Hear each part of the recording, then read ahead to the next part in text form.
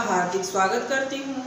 जैसा कि हमने पिछले कक्षाओं में वर्णमाला, संज्ञा, कल हमने संज्ञा कंप्लीट किया, संधि, ये सब आपका कंप्लीट हो गया है। आशा कर रहे हैं कि आप लोग उसको रिवाइज भी कर रहे होंगे और प्रैक्टिस कर रहे होंगे। प्रैक्टिस आपकी जारी होगी। अब हम नए टॉपिक के साथ आगे बढ़ते हैं। हमारा नया टॉपिक है, जैसा कि मैंने कल कहा था, अगला नया टॉपिक हमारा है सर्वनाम। सर्वनाम के साथ हम आज आगे बढ़ते हैं। सर्वनाम किसे कहते हैं, अर्थ पहले क्या होता है, कैसे सर्वनाम बना है, अर्थ हमारा सर्वनाम का क्या होगा, सर्व प्लस नाम। सर्व प्लस नाम। सर्व मीन्स सभी, सर्व मीन्स सभी, नाम मीन्स संज्ञा। संज्ञा में आपने पढ़ा संज्ञा की परिभाषा कि किसी व्यक्ति, वस्तु, स्थान के नाम को संज्ञा कहते हैं। किसी व्यक्ति, पर्सनल व्यक्ति के नाम को भी संज्ञा कहते हैं। जिसका नाम दे दिया गया हो उसको संज्ञा कहते हैं।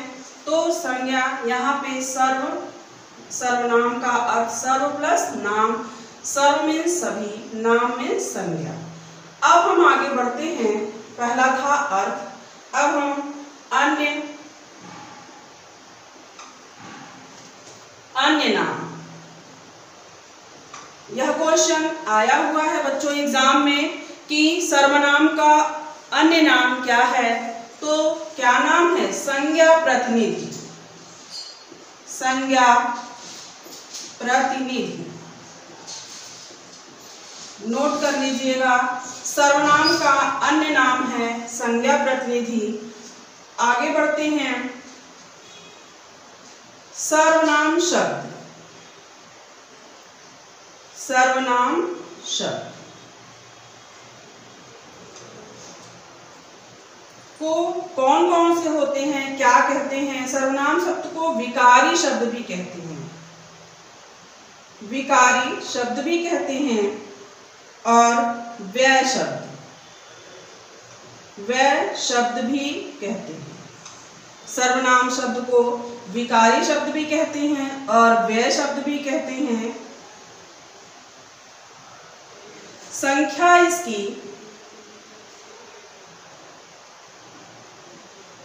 सर्वनाम की संख्या 11 होती है। मूल संख्या 11 होती है। मूल संख्या क्वेश्चन पूछता है सर्वनाम से, तो सर्वनाम की मूल संख्या 11 होती है। देखिए इससे कितने आपके क्वेश्चन बने। सर्वनाम के अर्थ से सर्व मीन्स सभी, नाम मीन्स संज्ञा। सभी संज्ञा, जो जितने भी संज्ञा शब्द होते हैं उसके बदले जो बोले जाते हैं, जिस शब्द को रखा जाता है उसे ही सर्वनाम कहते हैं। सर्वनाम का दूसरा नाम या अन्य नाम कहा जाए, यह क्वेश्चन हमेशा पूछता है। संज्ञा प्रतिनिधि होगा, इसका दूसरा नाम संज्ञा प्रतिनिधि है। सर्वनाम शब्द कहते किसे हैं, जितने विकारी शब्द होते हैं आपके वह सर्वनाम होते हैं, या व्यय शब्द वह सर्वनाम होते हैं। इसकी मूल संख्या जो है कितनी होती है, 11 होती है। अब इसके भेद कितने होते हैं, भेद या प्रकार कितने होते हैं, 6 होते हैं। इसके भेद या प्रकार आपके 6 होते हैं। अब हम अभी तो हमने संज्ञा का वर्गीकरण किया, क्या, अर्थ, अन्य नाम, सर्वनाम शब्द, संज्ञा, संख्या उसकी कितनी होती है, भेद और प्रकार, जितने भी आपके वर्गीकरण किया गया है उसके बारे में हम आगे पढ़ते हैं। क्या है, अब अर्थ में क्या कहते हैं, संज्ञा शब्दों, संज्ञा शब्दों के स्थान पर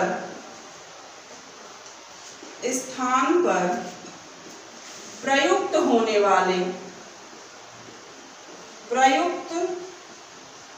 होने वाले शब्द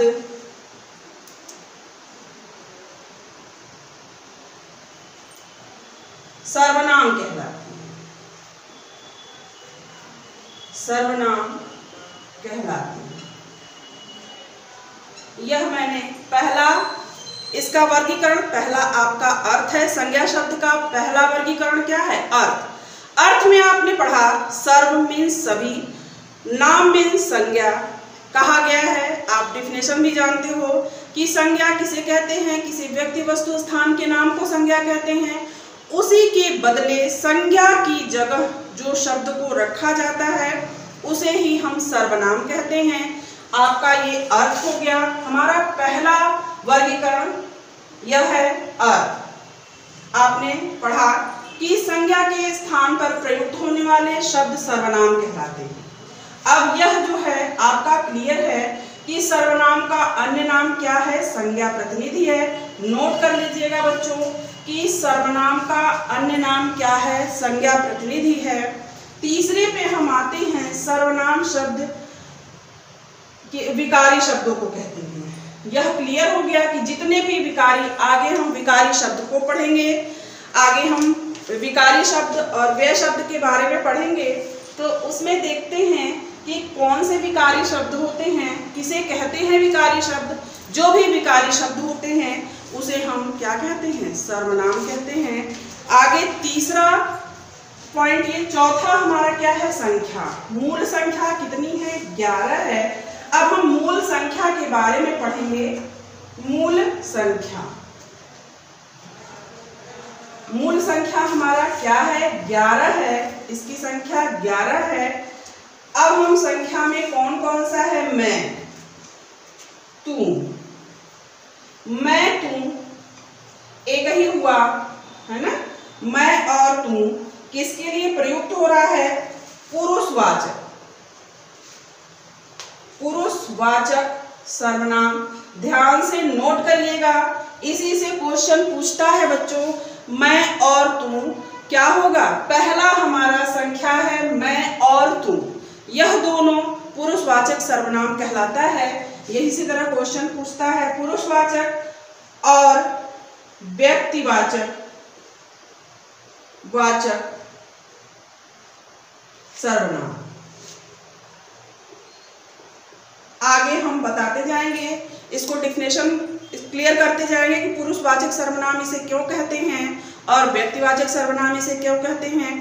पहले आप नोट करिए इसकी संख्या को और इसे क्या क्या कहते हैं। आगे हम जितने बढ़ते जाएंगे आपको अच्छे से अच्छा समझाते जाएंगे कि क्यों कहा जाता है, क्लियर करते जाएंगे।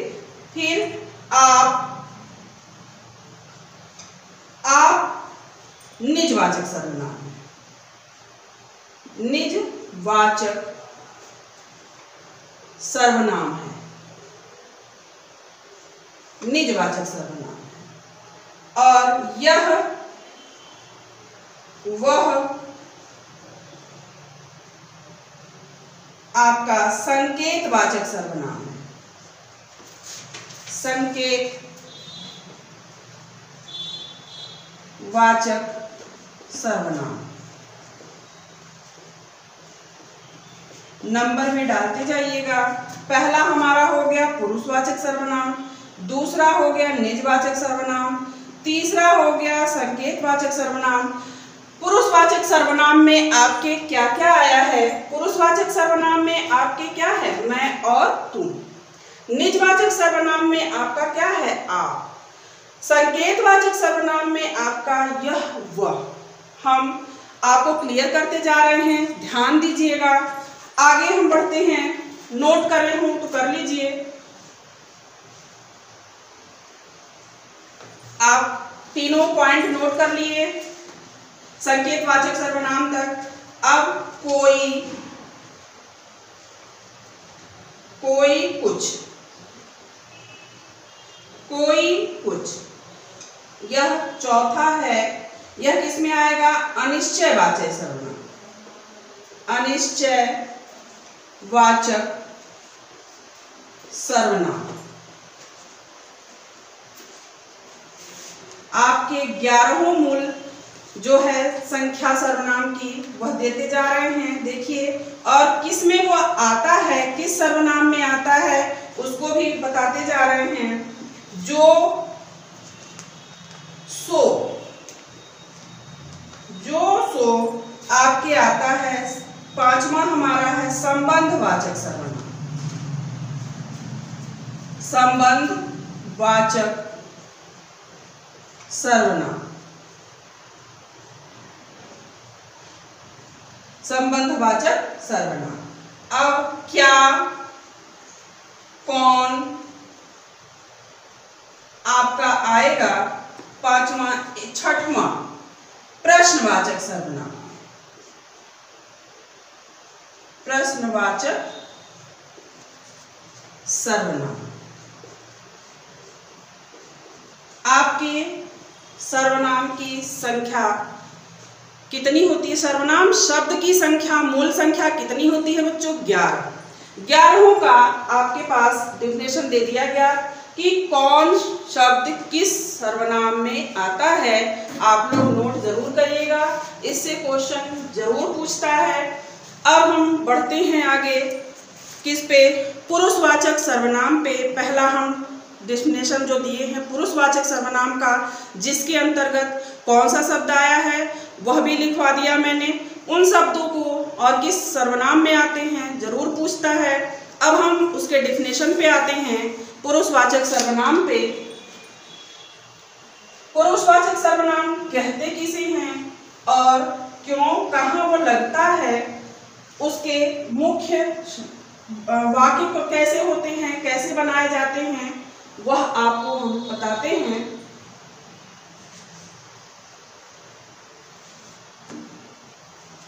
पुरुषवाचक सर्वनाम, पुरुषवाचक सर्वनाम, पुरुषवाचक सर्वनाम पहला हमारा है। और इसे व्यक्तिवाचक भी कहा जाता है। आपको डेफिनेशन उसमें जितनी संख्या थी उसके अंतर्गत जो शब्द आए थे उसमें भी लिखवाए थे कि व्यक्तिवाचक भी कहा जाता है इसे।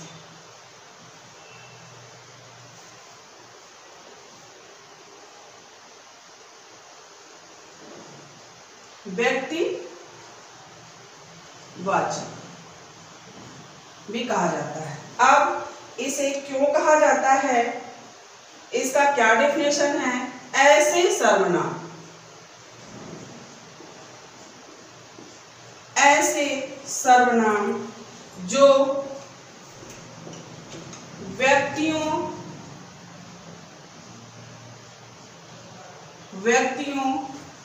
के नाम, व्यक्तियों के नाम के स्थान पर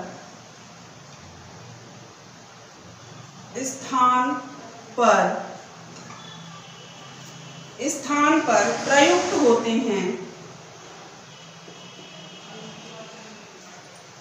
प्रयुक्त होते हैं,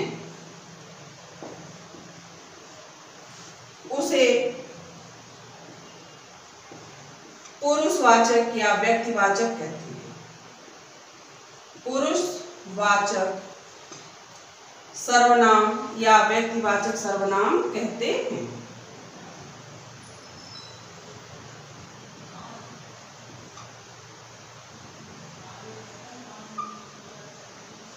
अब इसका डेफिनेशन समझ में आया।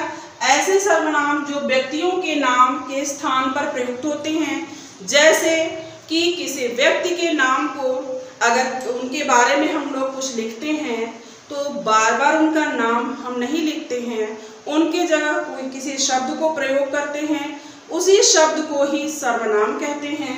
बार बार दिया जा रहा है डेफिनेशन में भी। पुरुषवाचक सर्वनाम कितने प्रकार के होते हैं? पुरुषवाचक सर्वनाम, इसके भेद या प्रकार कहिए कितने प्रकार के होते हैं, या भेद लिख लीजिए या प्रकार।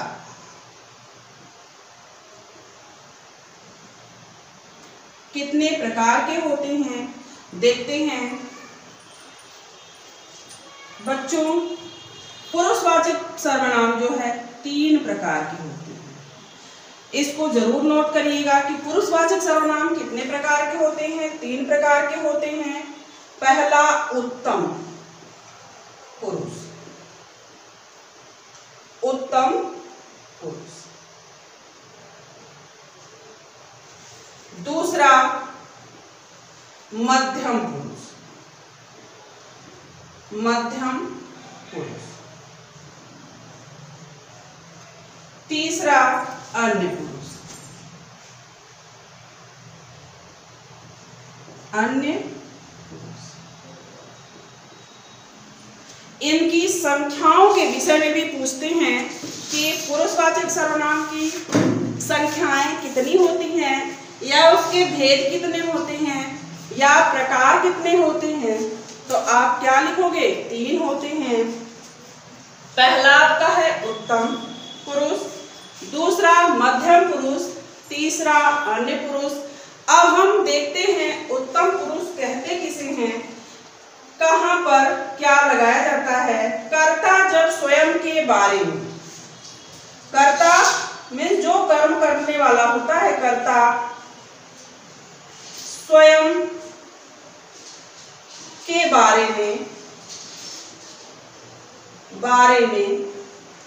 हम पहले पे हैं अभी उत्तम पुरुष पे। कर्ता स्वयं के बारे में बात करता है, स्वयं के बारे में बात करता है, वहां पर क्या होता है? उत्तम पुरुष होता है। इसके अंतर्गत कौन कौन से शब्द आते हैं पहले देख लीजिए कि इनके अंतर्गत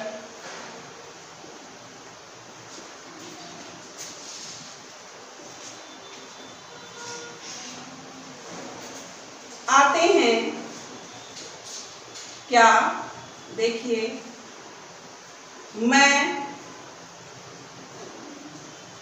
एक वचन, हम, बहुवचन। देखिए पहला हमारा क्या था? पुरुषवाचक सर्वनाम हम पढ़ रहे हैं। तो पुरुषवाचक सर्वनाम के कितने भेद होते हैं आप बार बार देखिए। कितने प्रकार होते हैं या भेद होते हैं? 3 प्रकार होते हैं, 3 भेद होते हैं। पहला हमारा उत्तम पुरुष है, उत्तम पुरुष है। उत्तम पुरुष कहते किसे हैं? कर्ता स्वयं के बारे में अगर बात करता है, कर्ता स्वयं के बारे में अगर बात करता है तो वही उत्तम पुरुष कहलाता है। जैसे उसके अंतर्गत आता है मैं एक वचन, मैं सिर्फ एक के लिए कहा गया है। हम में सभी आ जाते हैं तो हम बहुवचन शब्द हो गया। यह क्या हो गया आपका? उत्तम पुरुष। उत्तम पुरुष में मैं और हम आता है। ध्यान दीजिएगा, बार बार कह रहे हैं कि उसको नोट भी करते जाइएगा।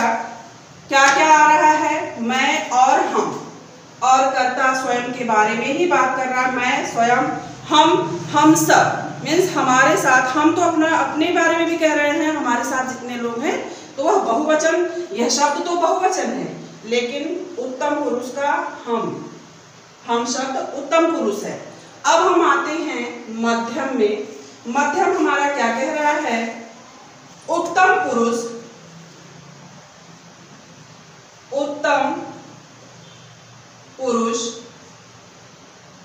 जिससे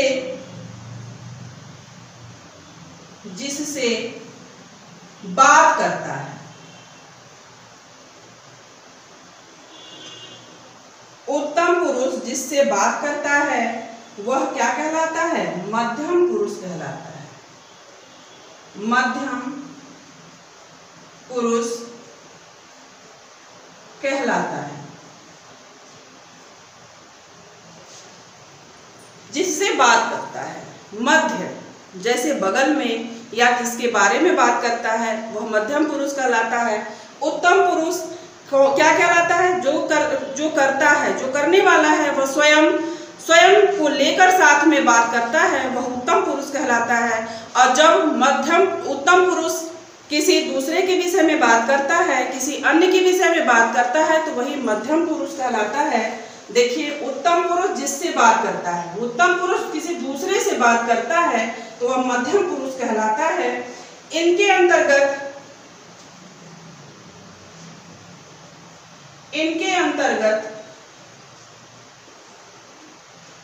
आते हैं, क्या आता है? तुम एक वचन। सिर्फ तुम, तो सामने बैठा व्यक्ति अकेला है तभी तू कहा गया, तो वह एक वचन हुआ। तुम बहुवचन।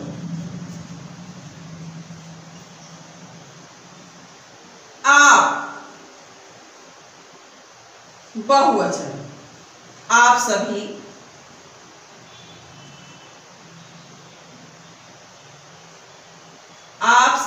सबके विषय में कहा गया तो यह बहुवचन।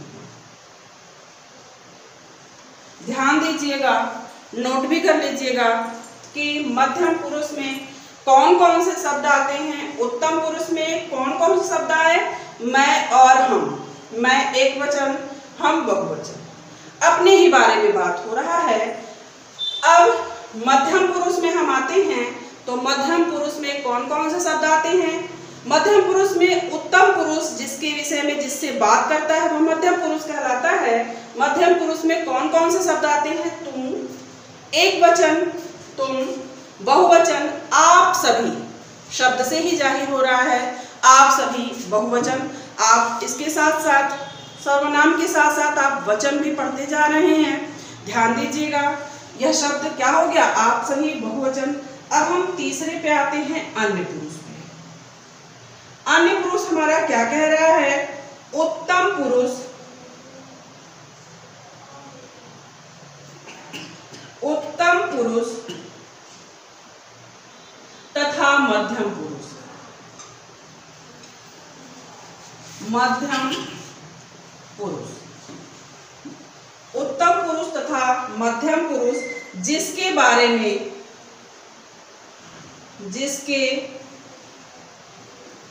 में बात कर रहे हैं,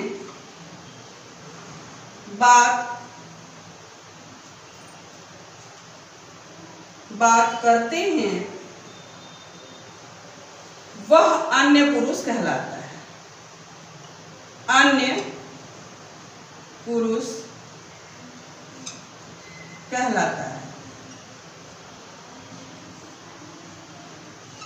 वह अन्य पुरुष कहलाता है जिसके बारे में उत्तम पुरुष और मध्यम पुरुष जिस व्यक्ति के बारे में बात कर रहे हैं वह अन्य व्यक्ति कहलाता है।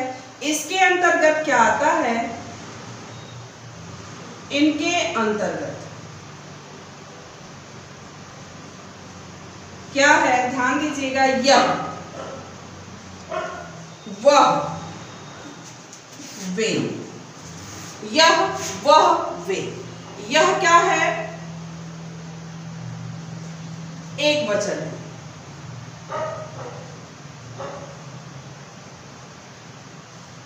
वह क्या है? एक वचन है।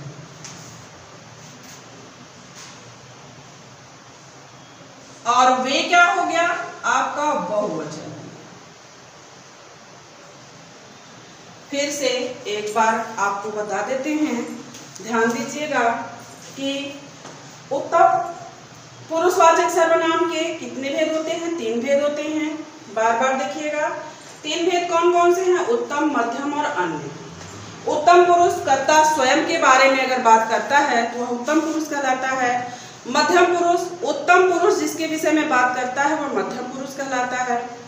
और अन्य पुरुष, उत्तम और मध्यम दोनों जिसके किसी थर्ड के विषय में बात करते हैं तो वह अन्य पुरुष कहलाता है। अब शब्द भी देख लीजिए, उत्तम पुरुष में आता है मैं, हम। मध्यम पुरुष में तू, तुम, आप सभी। अन्य पुरुष में यह, वह, वे। यह शब्द हैं और वचन साथ में है। देखते जाइएगा कि साथ में वचन को भी दिया गया है। पहला हमने पढ़ा, आपको जैसा मैंने सर्वनाम के जितने भी 11 मूल संख्या हैं उसमें हम सारे सर्वनाम का जिक्र किए। उसमें से पहला हमने सर्वनाम पढ़ा पुरुषवाचक सर्वनाम, दूसरा है हमारा निजवाचक सर्वनाम।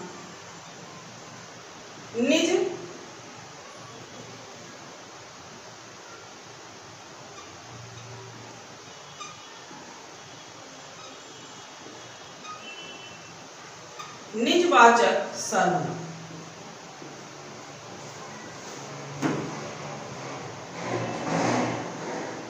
अब हम इसको देखेंगे कि निजवाचक कहते क्यों है इसे। पहला पॉइंट हमारा है, इससे सर्वनाम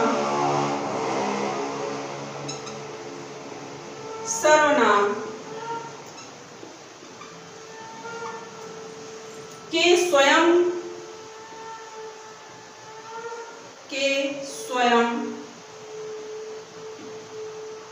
के अस्तित्व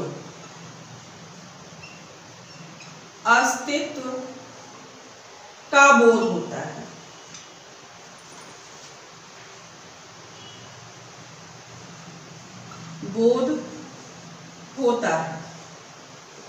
जैसा कि नाम से ही पता चल रहा है बच्चों कि निज मीन्स स्वयं, अपने स्वयं के अस्तित्व से ही पता चलता हो, जो अपने स्वयं का बोध करा रहा हो, स्वयं के अस्तित्व का बोध करा रहा है, उसे हम निजवाचक सर्वनाम कहेंगे। दूसरा पॉइंट है,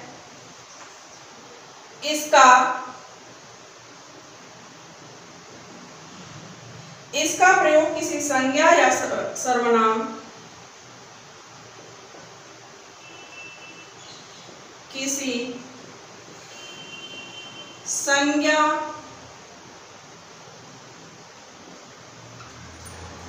या सर्वनाम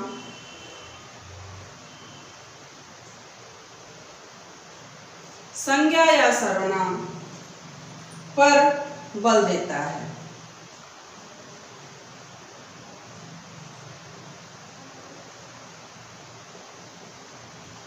संज्ञा या सर्वनाम पर, इसका प्रयोग किसी संज्ञा या सर्वनाम पर बल देता है। इनके अंतर्गत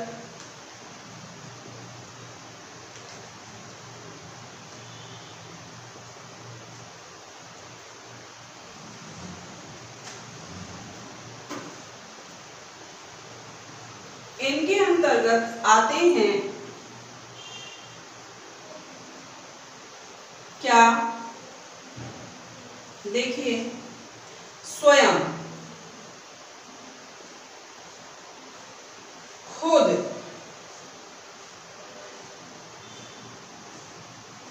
आप,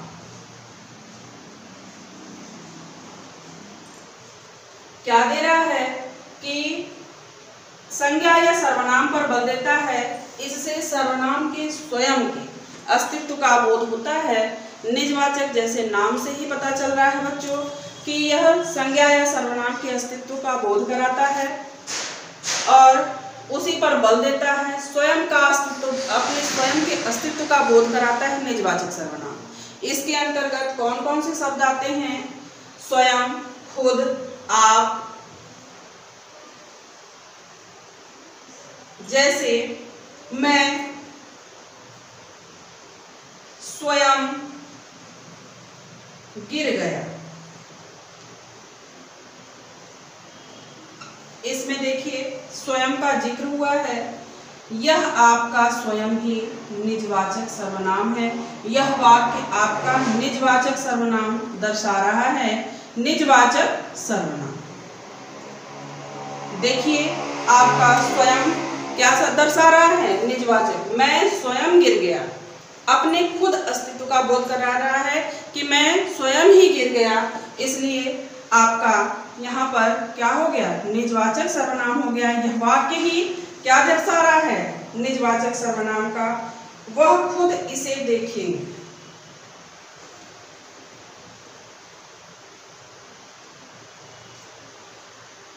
वह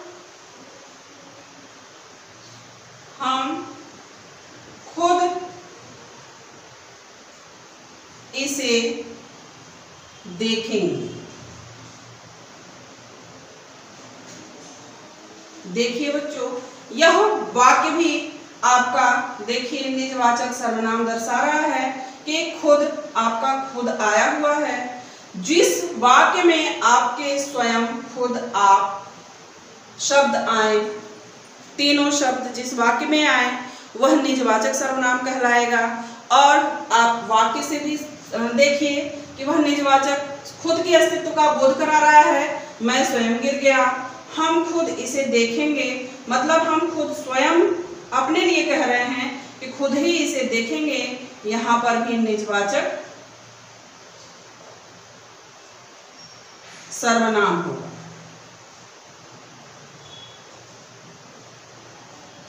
निजवाचक सर्वनाम। इसके आगे जो है अगले वीडियो में अगले सर्वनाम के साथ आपके साथ उपस्थित होंगे।